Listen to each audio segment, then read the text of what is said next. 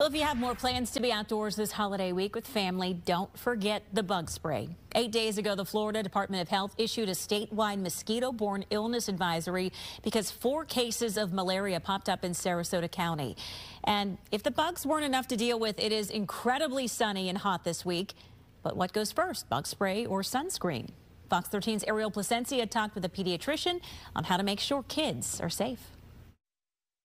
Avoiding mosquito bites is what we really want to do. That's the goal this holiday week, especially after the state health department put residents on alert last week. Malaria can only be acquired one way, and that is by mosquitoes. You don't get malaria from another person. 4 cases of malaria have been confirmed in Sarasota County. Thankfully, all infected individuals were treated and have recovered.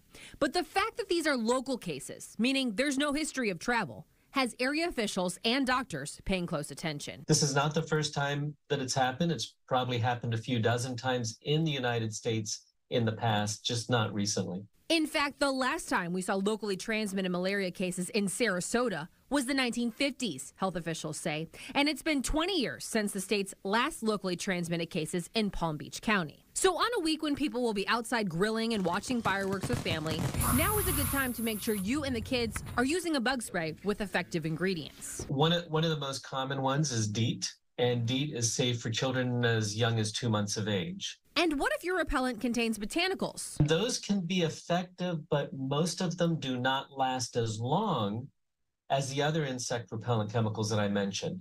So you have to reapply them every hour or 2. If you do get bit, try not to scratch so much that you break the skin. An infection can typically happen during the first 2 days when the cut is raw, Dr. Juan Dumas says. So if you notice a painful area of redness, or if it starts to ooze pus and your child is spiking a fever, call your doctor. That could even be a sign that infection that has started to spread in the skin has reached the bloodstream. Most mosquito bites will heal just fine. But remember, put sunscreen on first, bug spray second. The insect repellent has to be able to diffuse into the air to repel the mosquitoes. So if you put insect repellent and then cover it with sunscreen, you're not going to repel any insects anymore. In Tampa, Ariel Placencia, Fox 13 News.